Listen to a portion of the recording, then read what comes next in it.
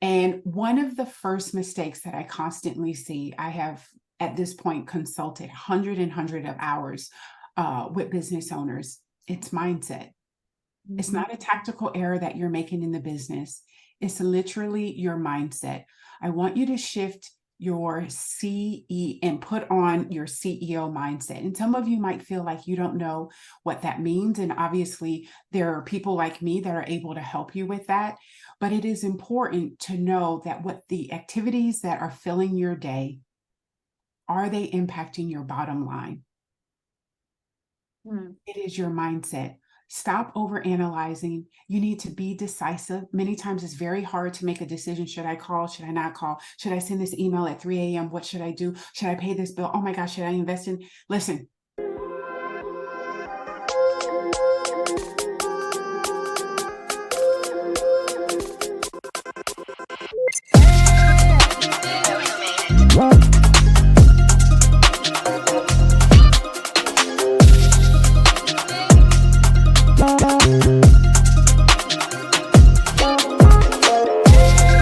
Hello, Empower Nation. Welcome to Empower Her Money podcast. I'm your host, Angela Duncan, speaker, best-selling author, serial entrepreneur, and we talk all things money and business. Today's episode is sponsored by freemoneytipsbook.com, freemoneytipsbook.com. Head over there, download your free ebook, 7 Unshakable Tips to get you started on your financial journey. Today's episode, I get to interview Roslyn Rice with DPI, and she's going to tell us what is the biggest mistake that business owners are doing today.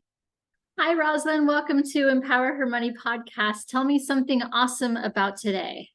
oh, I am just excited to be able to just share my experience, but then also be able to make others feel confident, maybe shift their mindset as they start to go into the next year.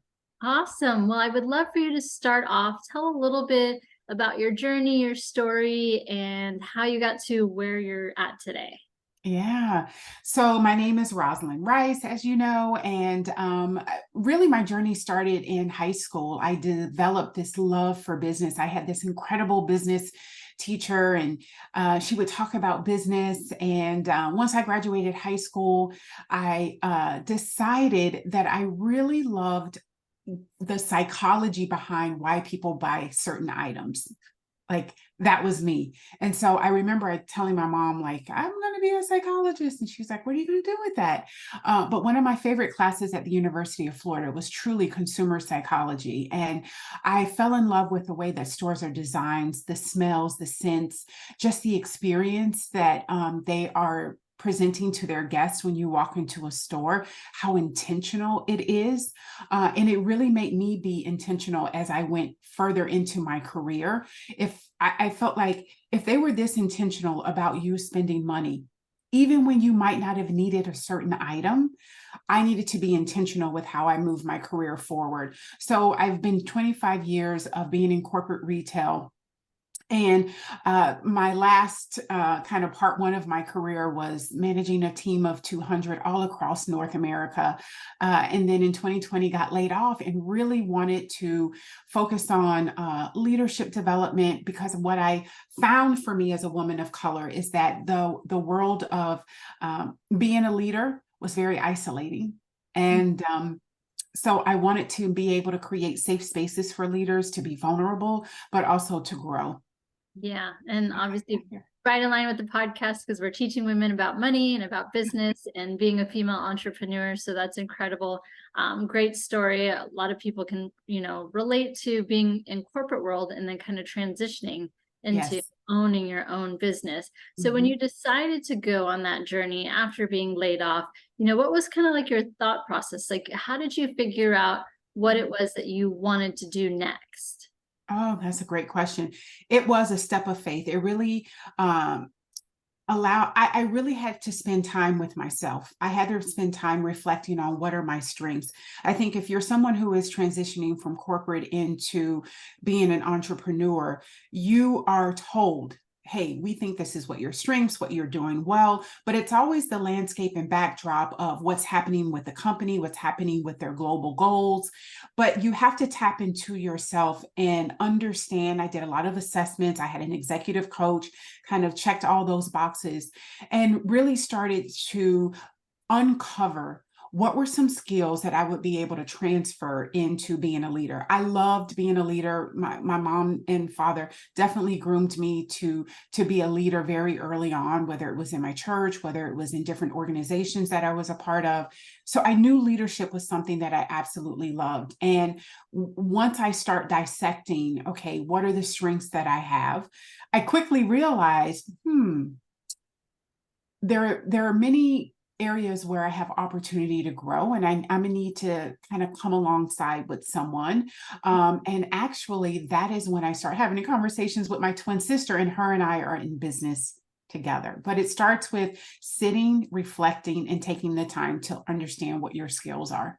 Yeah, becoming self-aware of those strengths. So that's Absolutely. good advice there. And then you just mentioned you are a twin and you're in Yeah. business together. How do you keep, that family relationship kind of separate, but also working relationship? And how does that mesh, or how do you make that work?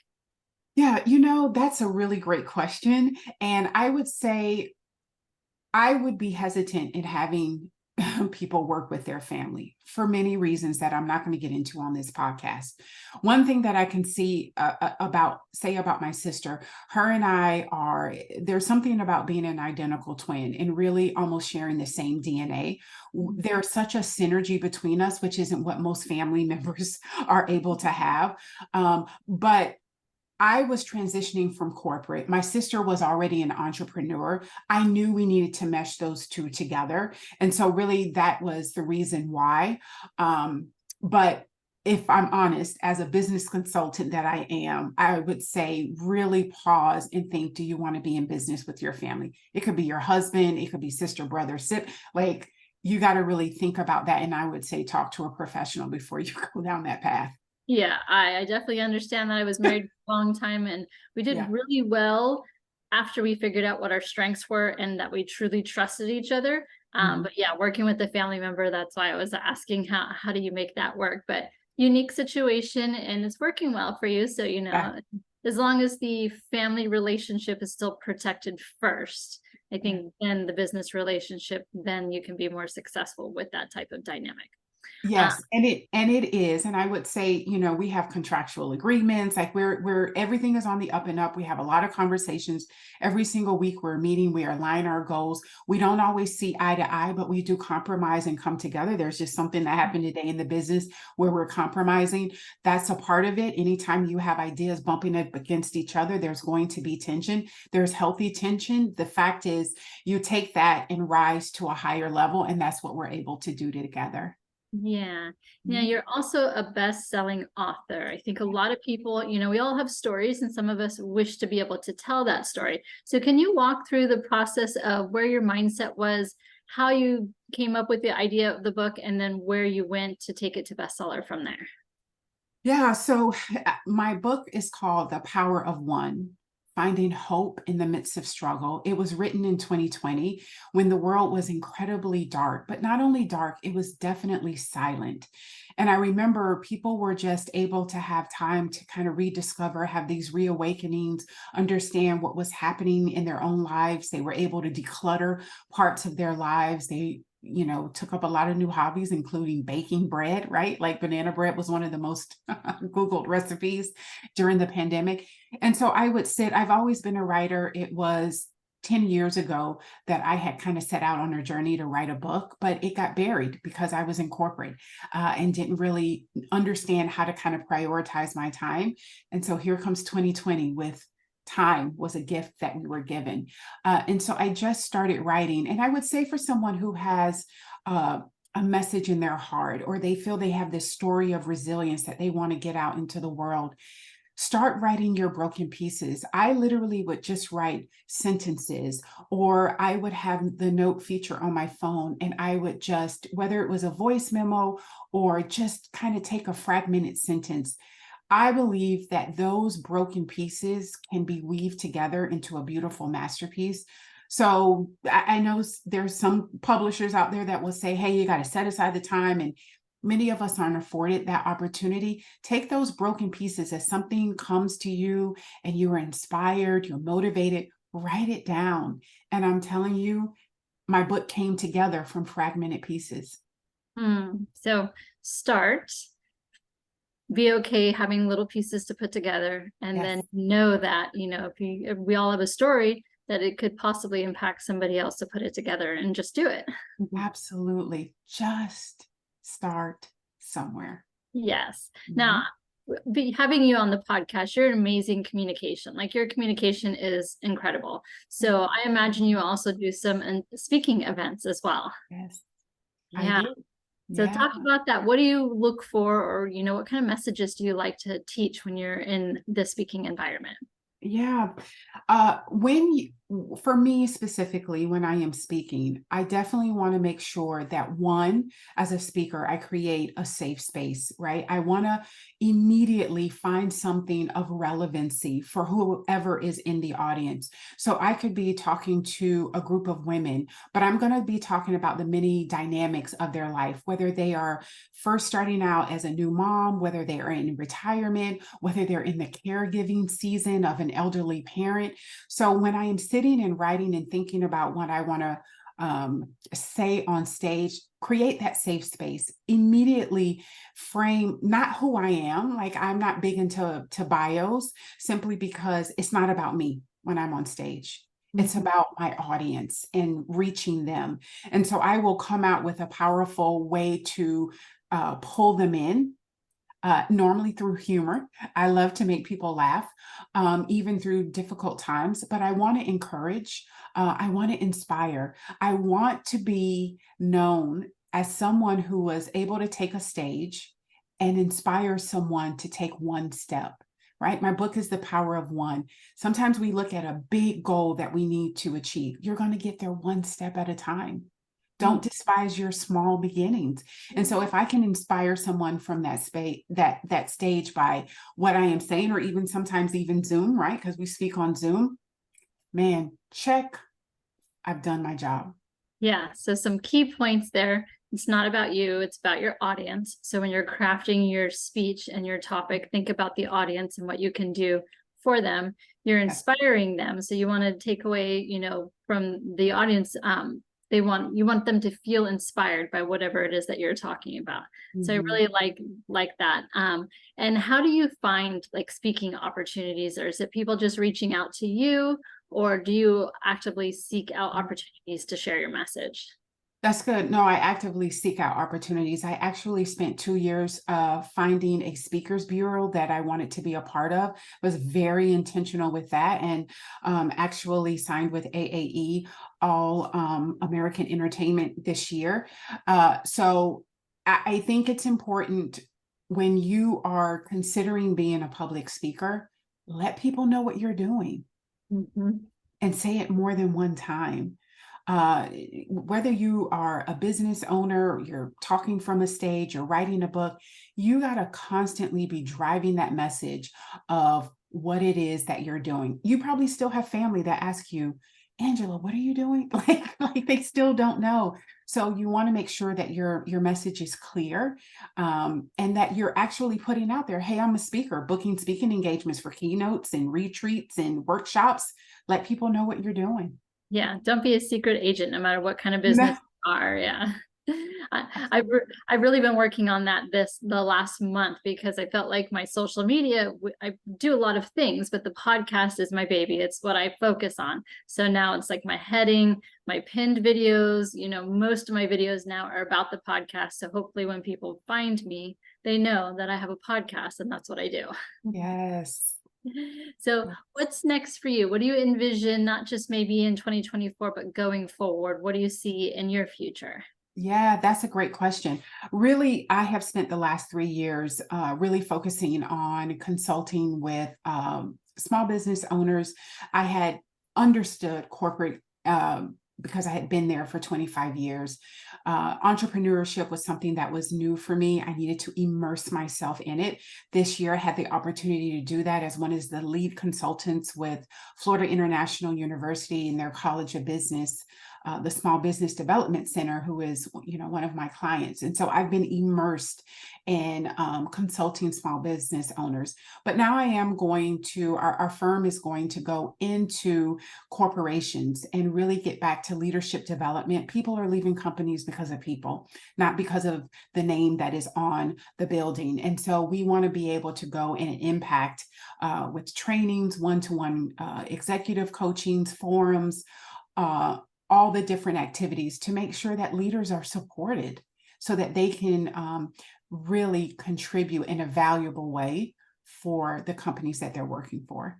Yeah, I heard a statistic recently that people who leave a job for money are like less than 50% happy with their move because they did it for the monetary side of it without really getting to know that new company, that new culture, and really looking at the culture that they're currently in. So like one of the things that I like to do is come into a company and teach about money, because so many times it's not just about the raise, but teaching the employees, what are you spending money on? Can you create extra income on what you're doing? Do you have some, excess stuff in the house that we can get rid of? Or how do we cut some expenses? So really you're helping your employees to like create more income without creating more income that comes from your bottom line, which makes happier employees.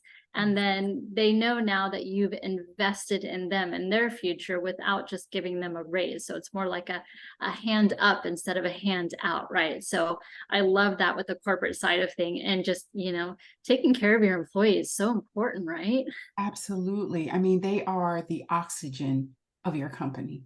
Yeah. And I know that we will build a lot of strategies around sales, around marketing, around business development, around how do we go to market, of our supplier diversity. The people strategy is what is lacking in companies. And that is what we are moving forward with in 2024, helping executives with their people strategy and really being able to impact their teams. Yeah, love that too. Yeah. All right, so we've got entrepreneurs that are listening to the podcast. If you could give them one piece of advice, and we'll kind of structure this maybe towards someone who doesn't quite have a large employee base yet, what could you give them from a strategy or, your golden nugget for a business owner so that they can implement this right away and help their business grow? Let me tell you, if you are listening, watching this as a small business owner or business owner, I first have to say how I am just intrigued by your resiliency, your grit, your scrappiness, your ability to just get it done. You're innovative, you're creative. And one of the first mistakes that I constantly see, I have at this point consulted hundred of hours with business owners. It's mindset. It's not a tactical error that you're making in the business. It's literally your mindset. I want you to shift your CE and put on your CEO mindset. And some of you might feel like you don't know what that means. And obviously there are people like me that are able to help you with that. But it is important to know that what the activities that are filling your day, are they impacting your bottom line? It is your mindset. Stop overanalyzing. You need to be decisive. Many times it's very hard to make a decision. Should I call? Should I not call? Should I send this email at 3 a.m.? What should I do? Should I pay this bill? Oh my gosh, should I invest in? Listen, CEO mindset. You've got to be decisive. You got to make a decision. You got to stop making fear-based decisions as well. That those limiting beliefs that you have, I'm not enough, I can't do it, I'm not a speaker, I can't, I know. Get out of your own head. Get out of your own way. It is literally, Angela, mindset. Yeah. So what are some things that you do to help you control and work on your mindset personally? Yeah, I affirm myself. I really will constantly say, all right, you can do this. Before I start any day, I am sitting before my Lord, your creator, whatever it is that you will call that entity, that higher power in your life. You want to be able to know that it is not all on you, Mhm. right? There's a big God out there that is going to help you be able to take the next step. So that's one thing. The other thing is, I've noticed for myself, if I go too far in the future, that's where anxiety starts to set in. I'm like, oh my gosh, what if I should, I could, I da da da. Focus on what's the right next step to take. Where sometimes we're just too far. We have I remember when I was a young mom and I was thinking about when they would become teenagers, it's like, oh my gosh, they're still in diapers. Like, what are you doing? So just when you find yourself kind of unraveling in that way, bring yourself back and like, what can I do in this moment? Another thing that I do in the middle of the day, I reset my day. I will sit in silence and breathe. I will look out the window at the sky and I will say, God, you are holding the world together for centuries, and you will continue to hold the world together. Whatever anxiety I have with the deep breathing and that exercise, it just melts away. That's good. It's kind of like taking nap time from when you were a child to reset your day and bringing it into adulthood, because we may not have the chance to take a nap, but you can take 5 minutes out of your day to reset, to meditate, do whatever it is that kind of brings you back centered so that Yes. you can refocus and be 100% present for the rest of the day. Yes. Yeah, I like that. That's a good tip there. Yeah. So I have a fun question for you. Yeah. If you could have a superpower, what would Mm. it be and why? That's a great question. If I could have a superpower, it would be to wave a magic wand. And when I would feel myself beating up myself, I would wave it and my mouth would beat me. Like it would just stop it. And the same for other people, right? When I would see someone that was speaking words that were condescending, talking down, because many times those become labels that we put on ourselves. Oh, maybe I'm not creative enough. Maybe Hmm. I'm not beautiful enough. Maybe I'll never make more money. I would just wave my wand so that would dissipate and just be replaced with a truth. Yeah, and that would go a long way, I think, with children today or mental illness, because so much of that noise that we hear in our own brain that's coming from ourself is really not true. So that would be, I would be around you a lot. Be like, can I see your wand? I need your wand. Yeah, I love that. Awesome, Rosalind. So if our audience wants to get in contact with you, hire you, learn more about what you are doing, what's the best way for them to reach you? Best way for you to reach us, we love hanging out on Instagram. Our address is at double portion. You can also call us 954-372-6514 or visit our website and book a complimentary discovery call with us, DPI, the number 2.com. Awesome. Thank you again for your time today. I truly appreciate it. Yeah, thank you. Thank you so much for tuning into Empower Her Money podcast. Hope you enjoyed this episode. Don't forget to subscribe, share this podcast, and leave a review wherever you are tuning in.